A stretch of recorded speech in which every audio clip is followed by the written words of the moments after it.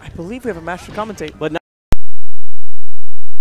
$1 money match here on stream. 3-0. DC JaggedCole versus I'mDirtyDan. I'mDirtyDan. And Dirty Dan is coming here from out in Fort Worth, trying to take all of our money, but in particular trying to take Cole's money right now. I'm pretty stoked about taking that Cole money. But Cole might be taking that money.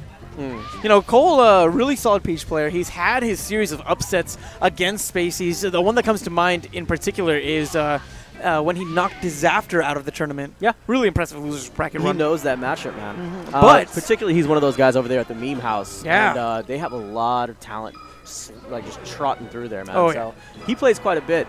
But something worth noting, last week when these two faced off, Dirty Dan ended up taking it. So this is a bit of a grudge match. Yo, he's holding that cash. Ooh, got that yo, can I hold it? Money. Can I hold it? Yo. Yeah, let me get that cash money. Yeah, pass that money, homie. Ooh. Let's see what we got for the win. All right. Yo, let me cop that, homie. Oh yeah. Let's cop that. I made this in an hour. Okay, go ahead. Yeah, right. Oh this man, is great. Anyways, get back into this match. Oh yes. Okay, and right out the gate, I mean, Cole's doing a good job of just boxing out Dan, not letting him have center stage. He's trying to use those bears and also threaten with that down smash, which is terrifying if you DI'd that improperly. Yeah, and that down smash, especially on stages like this, has a lot of coverage on those platforms. Something we have to watch out for. Nice nair from Cole, but Dirty Dan makes it back with a solid side B. Yeah, needs to be a bit more mindful about the startup that comes with that side B. He's got to be more mindful of making sure his DI is on point. That nair actually took out Dan relatively early, even with those close blast zones. Good choice using down smash to cover the platform, as well as Dan jumping up for his approach. Good drop down bear. Unfortunately, that's going to be the up smash from Dirty Dan. Yeah, that's a really good up smash by Dirty Dan. Recognizes his opportunity, but he's once again on the receiving end of Cole's offensive. Okay. Oh, good stuff with the down smash. I need to see him pull out a turnip at some point. Because, I mean, once you get a Spacey off the stage, pull out that turnip, and then you can go out there, Z-drop it, cover one option, and then maybe get back onto the stage to cover the other one. Players like Armada have shown us that you can utilize turnips so well in regards to getting some of those edge guards on point. You can also snipe with those turnips, man. They're really powerful. Shout out to Armada once again. That's a scary neutral. Yeah. Because, I mean, out of all the options that Peach has, the best one I would imagine is using one of those float canceled aerials, since it has a very little to no latency. Like we saw right there, he used a float canceled fair, quickly does a nair afterwards. Really smart. Takes a bit of technicality to be able to do that. Good stuff with the down smash. And he's been using that quite a bit. He's not worried about the percentage. He's worried about getting the knockback and pushing Dan into an improper position. You know, it was Dirty Dan who challenged Cole to this money match, but right now, I don't think he's playing where his money's at. He could be taking this for data. Good stuff with the wave shine straight into up smash. Drop down bear. Excellent choice. Cole needs to see if he can get his momentum going, because this stock so far has been dictated by Dan, and he's been doing a great job of coming in and getting slaps. Okay. Dot Eyes barely misses Dan. He's probably going to be looking for something like a bear, just trying to pile on that percentage. Here's something I don't agree with is I agree with using turnips whenever they're below you. I don't agree with using turnips whenever they're above you, because it's going to be a bit harder to attack them with that. And you're not going to get the best positioning like you would if they were further down. And I think that Dan might be playing a little bit too telegraphed. He's playing too much on the ground, and that's why we're seeing Cole being so comfortable with throwing out so many down smashes, for example. He's been using that a lot this match. I think he would have fared that Firefox. He could have beat it out clean. I'm not sure. Oh, caught him before he could use the down smash. He's being a bit telegraphed. Because Cole has really put himself into that predicament where he uses down smash so much, Dan is well aware of it. And now we're seeing that Cole taking a bit more to the skies. Nice nair. Will Dan be able to make it back here? That's another nair for the stock. That's the finish. And Dan looking like he might be $30 short. You know, I'm pretty sure this is a 2 out of 3 set. It's 3 out of 5. It's 3 out of 5. So we have some time. Yes. Just hang on. This is. Oh. No, I'm kidding. I didn't actually do anything. I promise. I promise. I saw the funniest GIF. It was a friend of a friend made, and they were like eating cereal, and then they had like a bit of like milk on the side of their face, and so they took a $100 bill, and then were like, it was awesome. It was pretty baller. All right, game number 2 here at Pokemon Stadium 2. Nice wide stage means that there's going to be more room for Dan to run around, use those lasers if he wants to, with the nice short blast zone off the top as well. You need to be careful how you're when you're crouch canceling in this matchup, because if you crouch cancel, oh my god! Oh, but he had a technical flub. He was going to do side B and kill himself. Good choice though. But well, I don't know. Actually, if he had let him die, that could have worked out better for him. But I mean, Cole really being an honorable gentleman. I think he was just trying to get out of there, weaseled in the down smash just before the side B came out, and oh, that missed sweet spot. You hate to see those kind of things happen. Nice up throw up air does it. Remember, this stage does have that lower ceiling, which means we're going to be seeing a lot of early percentage KOs. That up smash, the up throw up air, going to be very effective. That was a good choice from Cole to avoid going in for that punish on the grab. And right now it seems like his momentum has been coming to him. Those nairs have been really decisive previously because it gets him the positioning that he needs. Oh my goodness. It seems like every time that DirtyDan gets there and has his like momentum started, down smash comes and wrecks it. If there's even a bit of a gap there in his strings. Good tech on the wall. Cole's definitely at that percentage where the up throw, up air will do it. He just needs one opportunity. Fair. Yep. Fair again. There's the up throw. Couldn't quite find the up air, though. That was really good DI from Cole to weasel his way out of there. And then going. That's the nair, baby. That's how you do it. I don't think anyone was ready for that nair. No DI, really, from Dan. But the up smash means that this is a dead-even game. Oh, my goodness.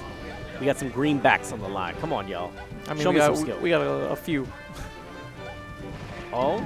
Okay, good down smash. The tech chase. Okay, so he goes into float, so he doesn't get the full. Okay, here's the problem. Is that where do you have the most movement? On the ground. And when you're floating, you don't get to go to areas quicker than you would if you were on the ground running. So there needs to be a choice made on the tech chase. Is do I run there first and then float, or do I float? Am I confident enough that I can cover the gap, float there, and then have an aerial waiting there meaty? What is happening right now? People getting hyped for no reason. Ooh, he tried to go for the hard read, was able to get that roll backwards to avoid the punish from Cole, though. Good drop down nair.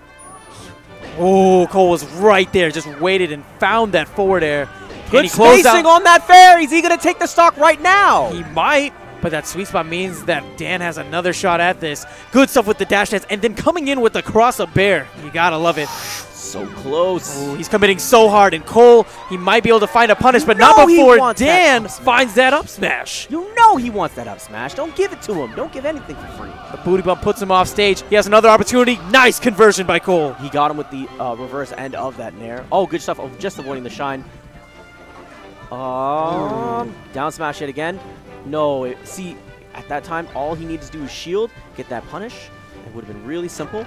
Excellent up throw, followed up with the up air. Not going to be enough. Percentage still a bit too low. You see how Dan is trying to bait Cole to commit to an option so that way he can punish? He's so used to going in there trying to bring the aggression and then gets punished for it whenever his strings aren't perfect. Oh! Yo, I was about to say that stage change meant that there might have been an opportunity for a chain grab by Cole. The nair, not the best DI, and Cole is up 2-0. Now, for this money match, we're doing 3 out of 5, y'all. Don't worry. We're going to get some more of this goodness. I don't know. I think Cole's about to get all of this goodness right now. Unless DirtyDan, like it's in his favor. You know, one thing that I didn't really see from DirtyDan is any lasers. That nice long stage gave him that room that he really needed to play a projectile-based neutral if he needed to and pile on the percentage gradually. But we didn't really see him do any of that. No, he didn't really want to play the distance. Dan's been playing a very proactive game. He's been going in there, and the thing is that his strings aren't necessarily true.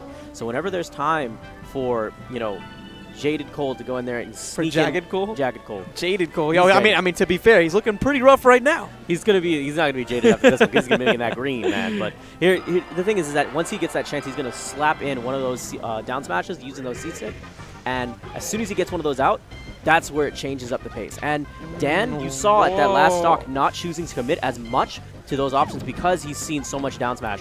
Good stuff on the tech chase. I don't agree with this counter pick at all. I feel like this is such a solid stage for Peach, and honestly, I expected this to be more of a counter pick that Cole would choose, seeing as it has that high ceiling and that those long blast zones, which means that if Peach is still on the screen and not out of the blast zones, she can use her great recovery options to make it back consistently. And on top of that, Dan's going to have a much harder time KOing off the top on this stage because of that higher ceiling like we spoke of before.